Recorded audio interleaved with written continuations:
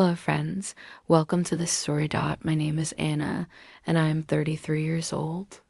Sometimes when I say this out loud, it feels like a fact that belongs to someone else, not me. 33, an age that sounds settled, an age that people expect to be full of stability, of certainty, of family dinners, children's laughter, or at least a relationship that defines you. But my reality has been far from that expectation. Until last year, I was alone. I had no boyfriend, no long-term relationship that shaped my life, and no partner who shared the daily moments that make life feel less heavy. I don't say this as a complaint, at least not entirely. For many years, being alone felt almost natural to me, like I was walking on a path that I was destined to take. While my friends in school and later in college shared stories about their crushes, first loves, breakups, and dramatic reconciliations, I remained on the sidelines. I was the quiet one, the observer, the girl who listened more than she spoke. At the time, I convinced myself that love was something that would arrive later, that my story simply hadn't begun yet, but later stretched into years. I remember being 25 and realizing that most of my friends were either in long-term relationships or planning marriages. I told myself that I still had time, that there was no rush. I would meet someone in my own way, in my own time. Then 28 arrived, then 30, and suddenly I was facing questions, not only from others, but from myself. Why was I still alone? Why did men confuse me so much? Why did I find it so difficult to understand their intentions, their silences, their sudden disappearances after showing interest? By 33, my loneliness was no longer just a quiet fact of my life. It had become a weight dot every morning.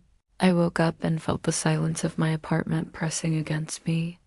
There were no good morning texts waiting on my phone, no voice in the kitchen asking how I wanted my coffee. No plans for the weekend that included anyone else. Some people say solitude is peaceful, and sometimes it is. But too much solitude is like standing in an empty room where your voice echoes back at you, reminding you of everything you're missing. It wasn't that I never tried. I did. Over the years, I tried to open myself to relationships, to dating, to possibilities. But every attempt seemed to end in confusion, in disappointment, and unanswered questions. Men were like a language I could not fully learn. I could read their words, hear their laughter, but the meaning always escaped me. One would say he wanted something serious, only to disappear after 2 weeks of constant texting. Another would act like I was the center of his attention, only to reveal later that he was already seeing someone else. I don't understand men. That phrase has played in my mind countless times. Each disappointment, each failed attempt at connection added more proof to that statement. It became not just an observation, but a belief, something I held on to as a shield. If I couldn't understand them, maybe that was why I was alone. Maybe it wasn't me, it was them. But of course, in the quiet of the night, doubts crept in. Maybe it was me. Maybe I was the problem. At 33, such thoughts dig deeper. Society isn't kind to women like me, women who stand outside the expected timeline.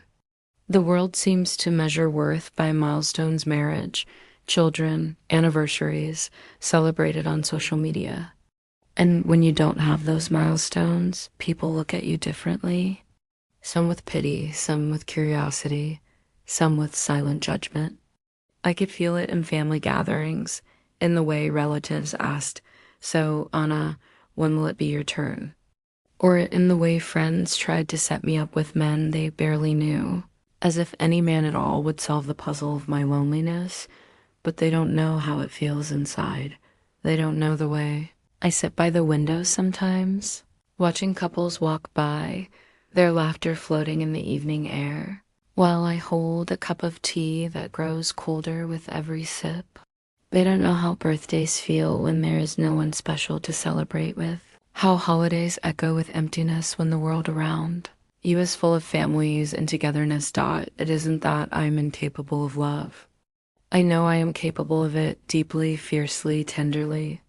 I've always been someone who feels intensely, someone who notices the smallest details in people, who remembers the things they say, even in passing. If anything, I love too much, too quickly, and maybe that's part of the problem. I build castles in my mind before the foundations are laid in reality. And when those castles crumble, I am left picking up pieces of myself again and again. There is one memory I can never forget. It was my 30th birthday. My friends had organized a small dinner for me at a cozy restaurant. They came with their partners, holding hands, sharing inside jokes, kissing each other's cheeks between laughter. I sat there, smiling, laughing along, grateful for their presence, but painfully aware of my empty side of the table. When the cake arrived and everyone sang for me, I blew out the candles and made a wish I had made so many times before. Please let me find someone who understands me. Someone I can understand too. The wish never came true that year. By 33, the question had shifted. It was no longer just, when will I meet someone? It had become, will I ever meet someone? Or am I destined to always be the outsider, the one who watches love from a distance? Sometimes I tried to convince myself that I didn't need anyone, that independence was its own kind of strength. And in many ways, it is. I've built a career I am proud of, created a life where I can support myself, traveled alone to places I once feared visiting. But independence cannot replace intimacy. Being able to stand on your own 2 feet doesn't erase the longing for someone to walk beside you. In the quietest moments, those nights when the city sleeps, when my room is lit only by the faint glow of the street lamp outside, I admit the truth to myself. I am tired of being alone. I am tired of pretending I don't care. I am tired of not understanding men, of never knowing what they really mean, of giving my heart to puzzles I cannot solve. And yet, despite the weariness, a small spark remains. A hope, fragile but persistent, that maybe my story isn't over. Maybe the pages ahead hold something different. Something unexpected. Maybe there is someone out there who doesn't need me to understand every part of him because he will make himself clear. Someone who will meet me halfway. Someone who won't disappear when things get difficult. Until then, I keep moving forward. I wake up, go to work, meet friends, laugh when I can, cry when I must. Life continues, whether or not love arrives. But deep down, I know I'm still waiting.